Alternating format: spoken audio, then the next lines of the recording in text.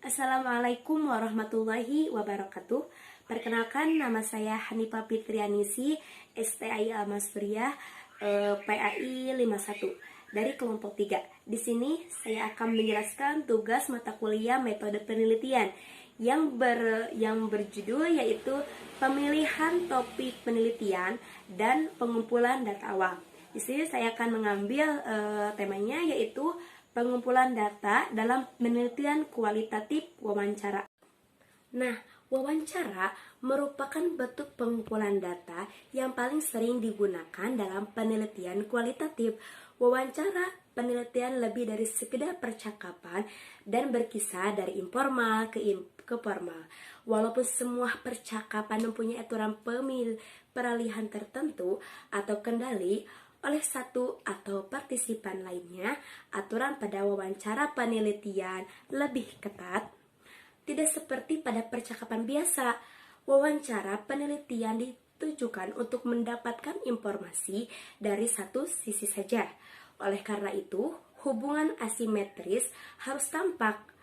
Peneliti cenderung mengarahkan wawancara pada penemuan perasaan, persepsi, dan pemikiran partisipasi atau partisipan.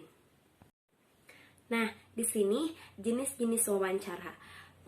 Peneliti harus memutuskan besarnya struktur dalam wawancara. Nah, struktur wawancara dapat berada pada rentang tidak berstruktur sampai berstruktur.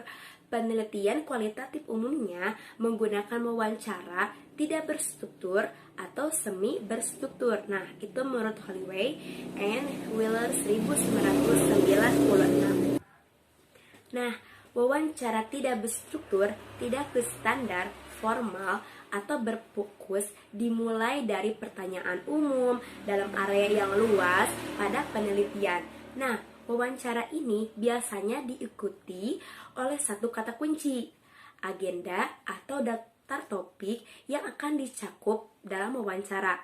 Namun, tidak ada pertanyaan yang ditetapkan sebelumnya kecuali dalam wawancara yang diawali sekali. Nah, misalnya untuk pertanyaan, ceritakan tentang pengalaman hidup Anda. Nah, maka dapat menggunakan kata kunci perusahaan, pergi ke dokter, profesi kesehatan, lainnya, menggunakan pengobatan komplementer, dukungan sosial, dukungan praktek, klinik nyeri, dan puncak nyeri. Nah, itu adalah salah satu contoh dari wawancara tidak berstruktur. Nah, jenis wawancara ini bersifat fleksibel dan peneliti dapat mengikuti minat dan pemikiran partisipan. Pewawancara dengan bebas menanyakan berbagai pertanyaan kepada partisipan dalam urutan manapun bergantung pada jawaban.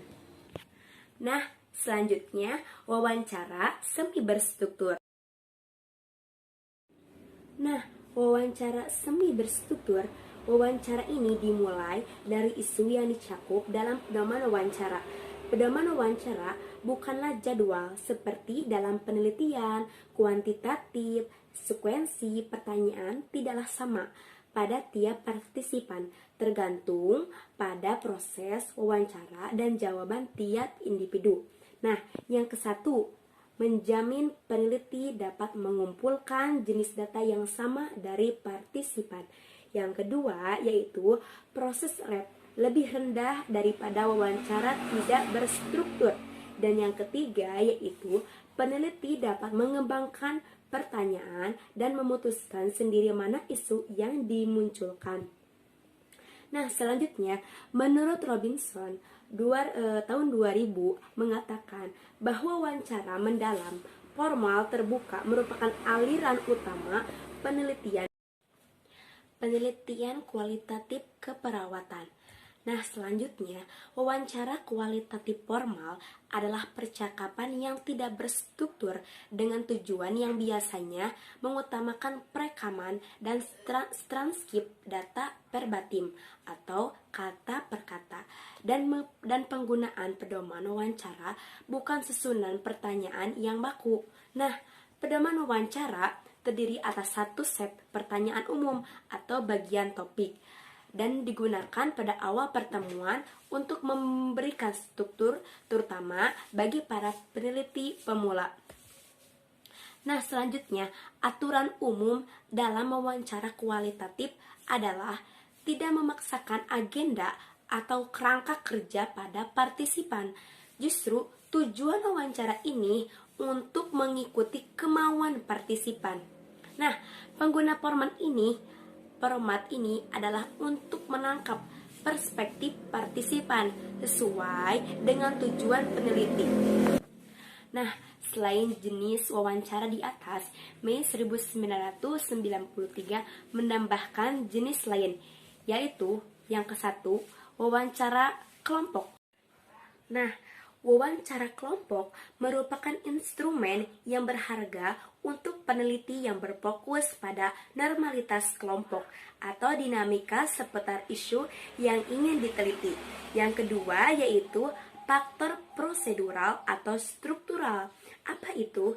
Dimensi prosedural bersandar pada wawancara yang bersifat natural antara peneliti dan partisipan atau disebut juga wawancara tidak berstruktur. Nah, yang ketiga yaitu faktor kontekstual. Dimensi kontekstual mencakupi jumlah isu. Pertama, terminologi yang di dalam wawancara dianggap penting. Yang kedua yaitu konteks. Nah, selanjutnya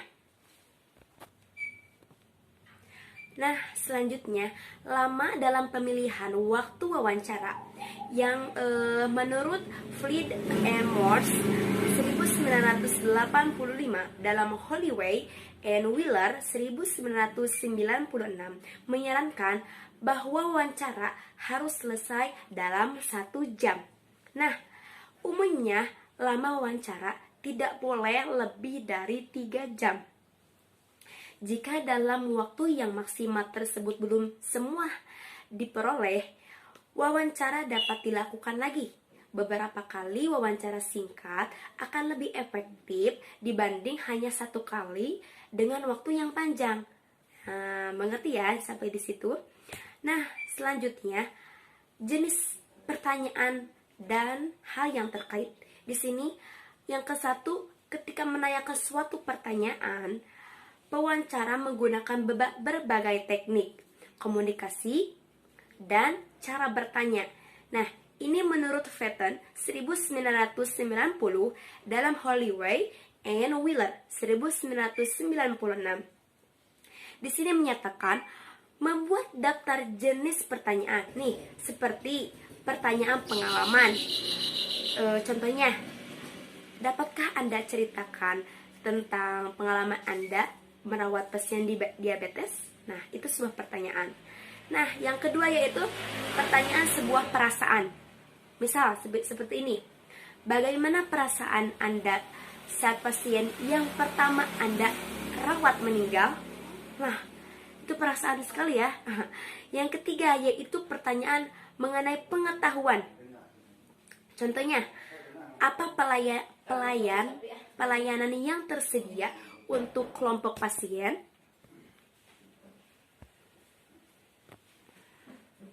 Nah, menurut Spadley 1979 dalam Holloway and Wheeler 1996 membedakan pertanyaan Grand Tour dan Mini Tour. Pertanyaan Grand Tour lebih luas, sedangkan Mini Tour lebih spesifiknya dari pertanyaan itu gitu ya. Jadi tidak luas. Nah, selanjutnya penyelidikan dan penetapan. Nah, di sini penyelidikan selama wawancara, peneliti dapat menggunakan pertanyaan prompts atau probing. Ini membantu mengurangi kecemasan peneliti dan partisipan. Jadi tujuannya adalah penelusuran untuk menguraikan arti atau alasan. Nah, selanjutnya tujuan pengguna prompt dan probe ini adalah agar wawancara berjalan lancar dan memberikan rasa nyaman baik pada peneliti maupun partisipan tanpa keluar dari tujuan peneliti. Nah, selanjutnya ini tidak lepas dari kemampuan pewawancara itu sendiri. Jadi, seorang pewawancara yang baik harus mempunyai keterampilan komunikasi yang mumpuni. Nah, keterampilan ini meliputi keterampilan mendengarkan, penyusunan kata atau parabrasing atau probing, dan meringkas hasil wawancara menurut Brian 2021. Nah, selanjutnya prosedur wawancara menurut Crowell 1998 menjelaskan bahwa prosedur wawancara seperti tahapan, yaitu ke-1, identifikasi para partisipan berdasarkan prosedur sampling yang dipilih. Yang kedua yaitu tentukan jenis wawancara yang akan dilakukan dan diinformasikan apa yang relevan dan dalam menjawab pertanyaan penelitian. Nah, yang ketiga yaitu siapkan alat perekam yang sesuai, misalnya mic untuk pewawancara atau maupun partisipannya. Nah, yang keempat yaitu cek kondisi alat perekam, misalnya baterainya. Yang kelima yaitu susun protokol wawancara. Dan yang keenam, tentukan tempat untuk melakukan wawancara. Yang ketujuh, berikan informed consent pada calon partisipan. Yang kedelapan, selama wawancara sesuaikan dengan pertanyaan. Lengkapi pada waktu tersebut. Jika mungkin, hargai partisipan yang selalu bersikap sopan santun. Pewawancara yang baik adalah lebih banyak mendengarkan daripada berbicara. Nah, mungkin hanya itu yang bisa saya sampaikan. Mudah-mudahan ada manfaatnya. Dan mohon maaf bila ada kata-kata yang salah, dan mohon maaf masih banyak materi yang kurang. Mohon dimaafkan. Wabillahi taufik wal hidayah. Wassalamualaikum warahmatullahi wabarakatuh.